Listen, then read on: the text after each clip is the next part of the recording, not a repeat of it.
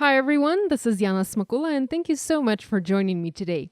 In this video, I'm quickly going to show you how to create several cards using Simon Says Stamp March 2018 exclusive card kit. This is going to be a super fast video showing how I used supplies from my kit to put some fun and simple cards together. The only other supplies that I used besides those that came in my kit is some additional cardstock for the card bases, as I wanted mine to be white, a fun foam to add dimension to my panels, and foam adhesive, as well as a tape runner. I also used my black ink, clear embossing powder, and a heat tool to heat emboss some sentiments for these cards.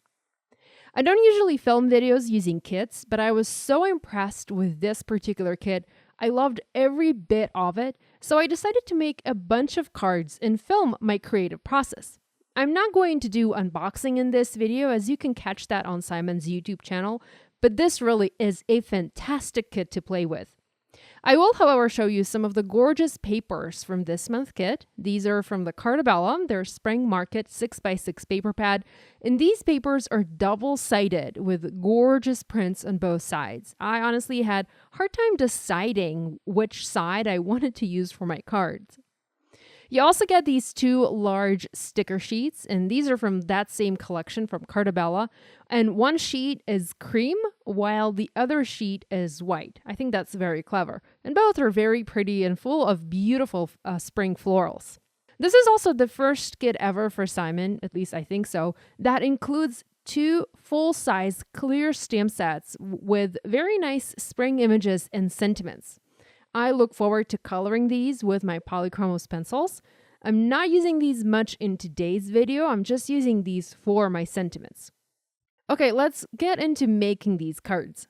I'm going to start by trimming my pattern paper using my Tonic Trimmer to various size panels. Some panels are going to be 4 1/4 by 5.5 inches, and some are going to be 4 by 5 1/4 inches. I'm going to start by arranging these on my work surface, so I'm just laying them out. So I'm placing panels separately and little leftover paper pieces also separately on another pile, and I'll add them to my main panels later.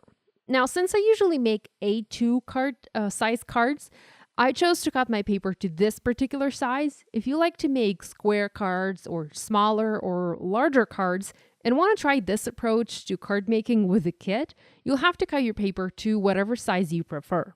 So you can see I'm laying the panels on my mat and I'm pairing them up with leftover strips. Now, nothing is final at this point. I will go back to some of these and I will adjust these leftover panels later. These leftover strips can be used in a number of ways. So I never toss mine. I always save them in a little baggie. You can add these panels as a horizontal or a vertical strip to your card. You can cut this leftover piece into a banner or into a smaller rectangle panel. You can also use just the strips to make up a background pattern for your card. So lots of ways that these can be used. Once I was done cutting my paper, I moved on to picking out the embellishments for each of my cards.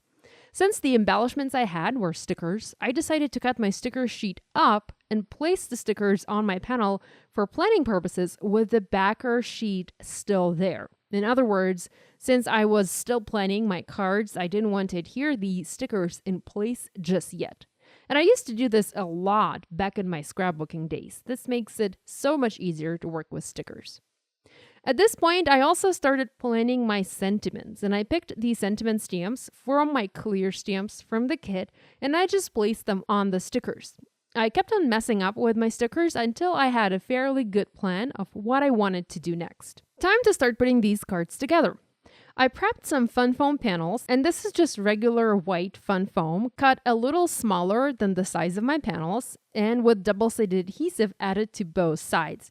You can use irregular foam squares or skip adding a layer of adhesive if you don't want to add that dimension to your cards. I'm all about having pop-up and raised elements on my projects, so I always try to use foam adhesive and fun foam for my projects. Here I'm also using Simon's pre-folded cards in cream. These came in my kit.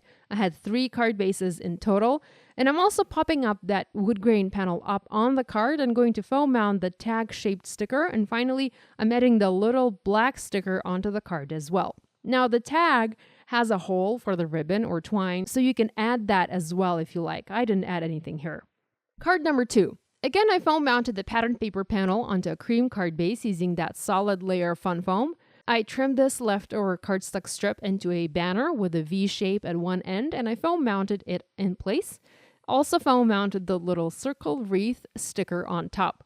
Now you can spice all of these cards using any other embellishments if you like. I usually do add a little extra something to my projects, be it clear droplets or sequins or enamel dots, but I was trying to stick to using just the contents of my kit for these cards, so this is why most of the time I didn't add anything to them. I did adhere clear droplets onto this card later. Card number 3. I cut my leftover paper into skinny strips and I adhered it onto my panel. I wrapped the ends of the leftover strip around the panel and secured them with a layer of fun foam, which I used to foam mount this onto a cream card base. Next, I foam mounted the sentiment label sticker and added garden tools under it, once again using foam adhesive. I'm telling you guys, I use a lot of foam squares and I prefer to use foam squares from Scrapbook Adhesives as their squares are already separated on the sheet. They're separated from each other and they aren't sticking one to another when you go to pick them up, so they're very easy to use. That being said, you can skip using foam squares when adhering all of these elements in place since these are stickers, but on a busy background like this one or other backgrounds that I'm having today, you need to have something to help these elements stand out and not get lost. So either add a layer of something in between the sticker and the background, it could be just plain cardstock or vellum, or use foam adhesive to elevate your element above the background. Moving on to card number 4. I used a white cardstock sheet from my card kit to make 2 more white card bases, and here I'm using regular adhesive from my stash to adhere the panels onto the card, so I'm not popping anything up just yet. I plan to use this wreath sticker, and I wanted to stamp a sentiment inside of it. The problem with using stickers is that the surface is usually glossy or sleek, and not every kind of ink wants to dry on that kind of surface. You can use Stays-On ink, which is the kind of ink that dries permanently on anything. I don't have Stays-On, so I solved my problem by heat embossing my sentiments in place. I used VersaFine Onyx Black ink and I carefully stamped the sentiment, trying not to smudge it on the sticker. As like I said, the surface is sleek, so it's easy to mess the stamping up, so be careful. Next, I added clear embossing powder and once again was very careful to heat set it with my heat tool. I didn't know what the heat would do to the adhesive on the sticker, but it didn't seem to affect it at all. So I'm happy to report that heat embossing on stickers works, at least on these stickers. Here's the sticker close-up and you can see my perfectly stamped sentiment. Plus, it has a little bit of a raised edge due to that clear embossing powder. I added a little green plaid banner under my sticker and I foam mounted both onto the card. I also had these additional floral stickers and I used small foam squares and popped those up onto my wreath for additional interest. Moving on to card number 5. I trimmed my panel to be about 4 by 5.5 inches and I adhered it onto a craft card base. I made this card base using the Desert Storm cardstock that came in my kit. Next, I adhered my leftover paper piece and a sticker with another heat embossed sentiment. Honestly, I think that I liked this card the least out of all cards that I made from my kit, but I still wanted to share it with you. I actually ended up making this into a horizontal and not a vertical card later. Moving on to card number 6. For this card, I used white cardstock from my stash to make a card base. This is Nina Solar White, 110 pound. I adhered my pattern paper using a tape runner and foam mounted the sticker onto the card. I also added another label sticker. I placed it partially under the flower arrangement and foam mounted my sentiment sticker and finally added the little black clip. I'm going to play some music and let you enjoy one more card I made using Simon Says Stamp March 2018 card kit. I'm linking to the kit as well as to some of the products that you can purchase individually in the supplies below and also on my blog. You can find photos of most of these cards, plus I think some additional cards on my blog as well. There's a link to the blog below.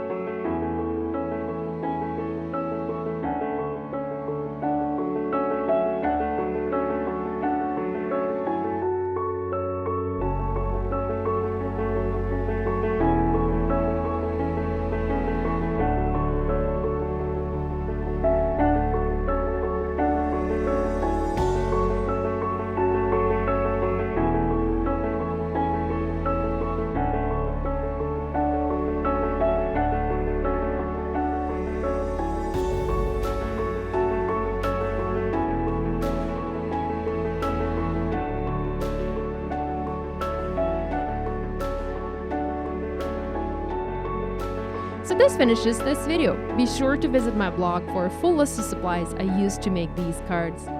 Thanks for watching. If you have any questions, please leave them in the comment section below, and be sure to subscribe to my YouTube channel if you haven't yet done so. If you are a subscriber but are not receiving new video notifications, please check the little bell icon on the homepage of my channel to get notified every time I post a new video. Thanks for watching. I'll see you next time. Bye!